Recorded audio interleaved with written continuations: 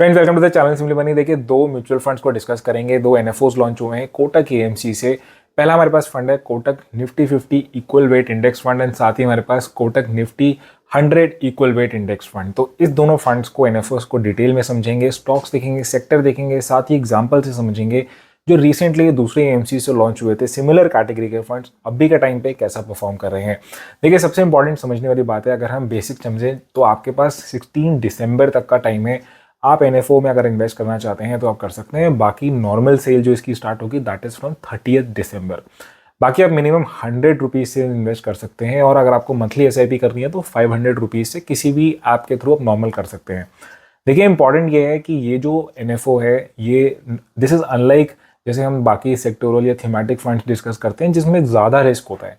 ये जो फंड्स हैं हमारे पास, क्योंकि ये लार्ज कैप बेस्ड हैं, साथ ही में पैसिव कैटेगरी के हैं, तो थोड़े इंपॉर्टेंट हो जाते हैं क्योंकि यहाँ पे as compare to the any other NFO जो थीमेटिक या किसी सेक्टोरल पे होता है उससे इसमें रिस्क एटलीस्ट काफ़ी कम है। हम सबसे पहले काम करते हैं, सबसे पहले निफ्टी 50 इक्वल वेट इंडेक्स को समझते हैं और तब उसमें समझेंगे कि कैसे कैसे सेक्टर और इसमें स्टॉक्स आए हैं। अगर हम पहला फंड जैसे उठाएं Kotak Nifty 50 equal weight index, देखिए नाम से क्लियरली पता लग रहा है इसमें 50 स्टॉक्स होने वाले हैं और इसके अंदर जो हमारे पास निफ्टी 50 के अंदर आपको पता है इक्वल वेट, यानी कि हर एक स्टॉक को इक्वल वेटेज दी जाएगी। नॉर्मली आपको पता है कि मार्केट के अंदर जो कंपनीज होती हैं उसमें मार्केट कैप के हिसाब से वेटेज असाइन होती है। फॉर एग्जांपल एचडीएफसी, रिलायंस या फिर आईटीसी, आईसीआईसीआई बैंक, इन्फोसिस, इन सब की वेटेज बहुत ज़्यादा है। ऑलमोस्ट 10% से भी ज़्यादा एलोकेशन तो आपकी एचडीएफसी में ही हो जाती है। तो इसलिए कहीं ना कहीं वो बायस्ड हो जाते हैं। कुछ एक 4-5 स्टॉक्स ही ऑलमोस्ट 30-40% की वेटेज ले जाते हैं। इसीलिए ऐसा ओवर बायस्ड ना हो, इसलिए क्या किया गया है, इक्वल वेट इंडेक्स क्या करता है, आपकी जितनी 50 कंपनीज हैं सभी को ही इक्वल वेट दे रहा है, यानी कि सभी को इक्वल इंपॉर्टेंस दे रहा है। तो वो ये एक सबसे बड़ा डिफरेंस हो जाता है। अगर हम स्टॉक्स देखें इस फंड के अंदर तो आप देख सकते हैं सबके अंदर क्योंकि ऑलमोस्ट 2% एलोकेशन होगा, तो यहाँ पे सबसे हाईएस्ट एलोकेशन जो ऑफ कोर्स है, कोई हाईएस्ट का मतलब नहीं है क्योंकि सबकी ही ऑन एन एवरेज 2% होने वाली है। स्टिल हम जो निफ्टी 50 आपका इक्वल वेट इंडेक्स है उसके अंदर देख लेते हैं। That is the Wipro, Tech Mahindra, Bharat Electronics, SBI, HCL, HDFC, TCS, Eicher, JSW, ICI, सारी निफ्टी 50 की कंपनीज हैं। सबका वेटेज आप देख सकते हैं ऑलमोस्ट 2% है। सेक्टरल वाइज आप देखते हैं तो हाईएस्ट एलोकेशन फाइनेंशियल्स, जो भी आपका निफ्टी 50 के अंदर जैसे जैसे सेक्टर का एलोकेशन है ऑलमोस्ट वही आपका सेक्टर एलोकेशन रहने वाला है। देखिए, यहाँ पे मैं क्लियरली इस चार्ट्स के अंदर आप देख सकते हैं कि कैसे स्टॉक्स के अंदर वेटेज का डिफरेंस है। टॉप 5 स्टॉक्स जहाँ पे हमारे नॉर्मल, अगर आप निफ्टी 50 का कोई फंड उठाते हैं तो ऑलमोस्ट 40% है, यहाँ पे आप देखेंगे तो ऑलमोस्ट 11% ही है। यानी कि कितना ज़्यादा है, अनबायस्ड है आपका Nifty 50 equal weight index fund, क्योंकि वो बराबर दे रहा है सबको एलोकेशन। अगर हम देख लेते हैं, देखिए यहाँ पे अब सबसे पहले इंपॉर्टेंट है कि हम डिस्कस करते हैं कि अल्फा कैसा जनरेट हुआ है। क्या हमारे 1 ईयर, 3 ईयर्स एंड 5 ईयर्स के अंदर निफ्टी 50 इक्वल वेट इंडेक्स को अगर हम निफ्टी 50 इंडेक्स फंड से डिस्कस करें, देखिए यहाँ पे आपके short term, long term, medium term, तीनों चारों हमारे जो टाइम ड्यूरेशन है उसमें आपका निफ्टी इक्वल वेट इंडेक्स ने बीट किया है। आप देख सकते हैं 3 ईयर्स होराइजन में, 5 year horizon, similarly 7 year horizon and 10 year horizon के अंदर आपका निफ्टी इक्वल वेट इंडेक्स ने बीट किया। यानी कि ये काफ़ी स्ट्रॉन्ग कंटेंडर हो जाता है अगर आप पैसिव कैटेगरी के अंदर इन्वेस्ट करना चाहते हैं और निफ्टी 50 में करना चाहते हैं, तो this can be a one fund which you can look up to.